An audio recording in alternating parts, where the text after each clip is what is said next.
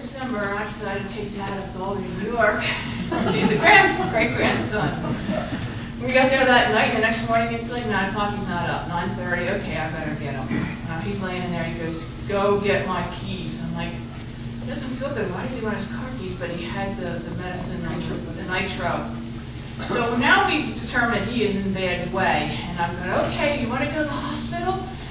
No, let's, all right, then I came to my son and said, we're going home. And so as we went along, he was conscious and alert the whole time, or otherwise I would have taken him immediately to a hospital. And he's going, I feel better. Another hour and I'm doing 80. And he said, I feel pretty good, I feel good. And he goes, but we still better go to Underwood or Vicky's going to be really mad. And 2 years ago, we went to on a cruise with Nancy and her son. And we're in Barcelona. He's probably told this story to most of you.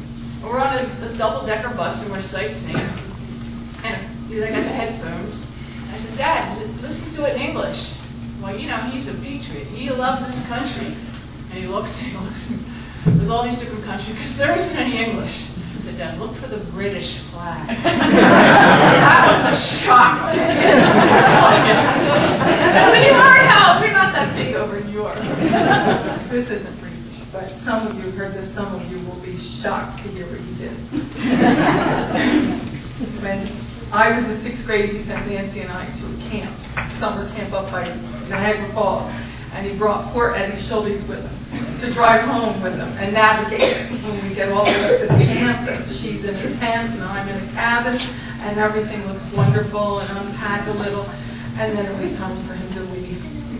And I walked over and I said, well, I'm not staying. I was his crybaby. And he said, well, yeah, you're staying for 3 weeks with your sister. We're going to call you. We're going to be back up to get you. And I said, I'm not staying.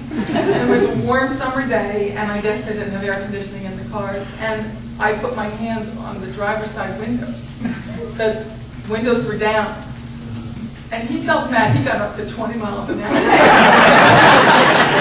I think he only got up to 8 because I don't know. Then I went to college, and the first day they took me, and then they had to leave, and I was hysterical. I was an hour and a half away. I almost clung to them as they left. Then I cried for 2 years because I didn't have the love of my life. And he went out and found them for me. I couldn't stand my tears. And then after my accident, he was up a lot. He drove me to school to help Angelo out, and he did things. And we would sit and talk, and I said, you must have been scared to death when I had that accident, because I'm the baby. I'm the crier. And he looked at me, and he said, oh no, I always knew you would do it. And I did it. I understand Joe's mailman is here. Is that correct?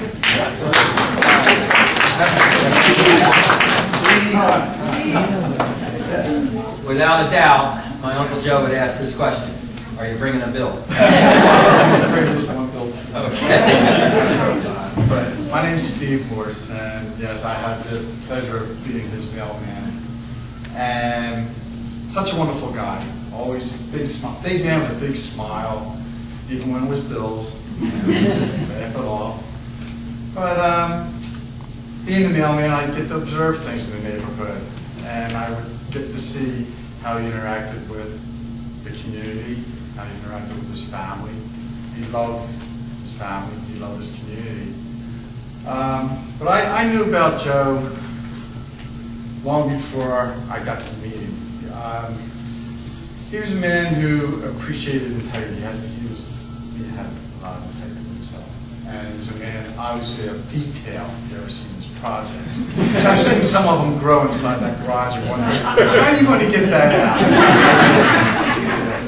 And if he found out that you liked something, like I believe it was the bridge or the gazebo, he built another one, right? And hauled it up to New England, I believe it was, right? Got a trailer. That's the kind of guy he was. But he was like a common man's man, and here's my story. My ex-father-in-law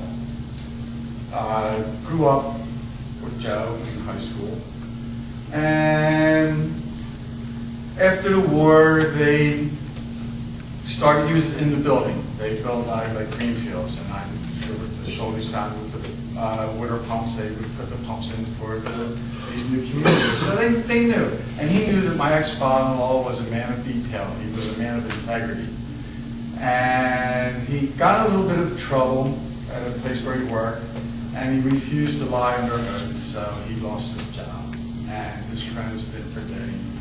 And when Joe opened up his new building in Woodbury, the Eastwood building, he remembered my ex-father-in-law, and he knew he could trust him, and he made sure that he had an income, and we appreciated that, and my ex-father-in-law always appreciated it. He always talked highly of Joe, so thank you.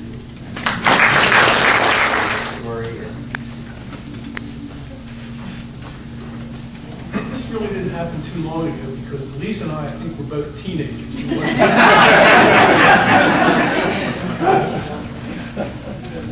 Uncle Joe took us out for a boat ride one time. I think primarily let Lisa do some water skiing. And on the way back, all of a sudden he did a U-turn with the boat. And I don't know who it was. Lisa, and I don't know who else was with us. I can't remember. But he pulled over to this dock. And at the dock was a father and son fishing. Unfortunately, the son was rather handicapped and he was in a wheelchair. And Uncle Joe said to the father, "Would you and your son like to take a ride?" And the father was a little bit taken. He said, "No, I'd like to, you and your son would like to take a ride." And the father asked the son. And this son's face just beamed. And Uncle Joe and the father helped him get in the boat. Took him for a nice long ride, and we were all in there. And brought him back. And at the end of that ride, I don't know who was more elated about that, the father, the son, or Uncle Joe. And that's just kind of the guy your dad was, doing those things, little things for people that meant a lot to them and probably even meant more to them.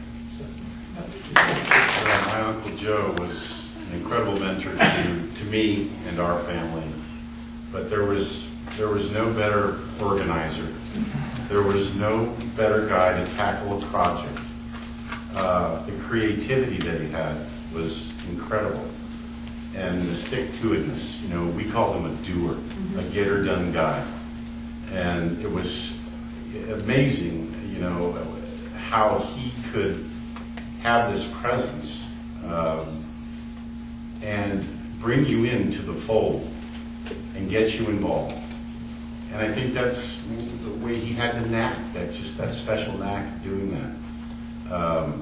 He called me just before my brother Tom got married. He said, "I'm sending you a package." I said, "Well, great." He says, "Well, you're going to need a forklift." I said, "You're going to need what?" He says, "Oh, by the way, yeah, it weighs 2,800 pounds. And I said, "Well, what the hell is it?" He says, "I can't tell you." So just devout following, he was able to get that from people. He certainly got it from me. And I will say that I was one of the lucky ones because he loved the Jordan family and loved California. He loved to come out to California. And every time he came out, yes, we had one of those itinerary lists. He was famous for organizing and getting an itinerary going. Later, after Dad died, I got a call from him, and he said, "I have an appointment set up for you at the San Francisco Giants." And I kind of thought, and I didn't. He says, "I want you to go see this gal, Julie something." And I said, "Okay, fine." Wednesday, 12 o'clock, I went up and saw her. And Julie said, who is your Uncle Joe?" And I said, "Well, he is my favorite uncle." And she says, "He is an amazing man." I said, "Well, how do you know?" She says, "I know. And oh, by the way, he is set up for you and your brothers to have season tickets to the Giants." So it was an incredible relief for us, 3 months, 4 months after Dad died, to be able to have something to do to take our minds off that. And I called him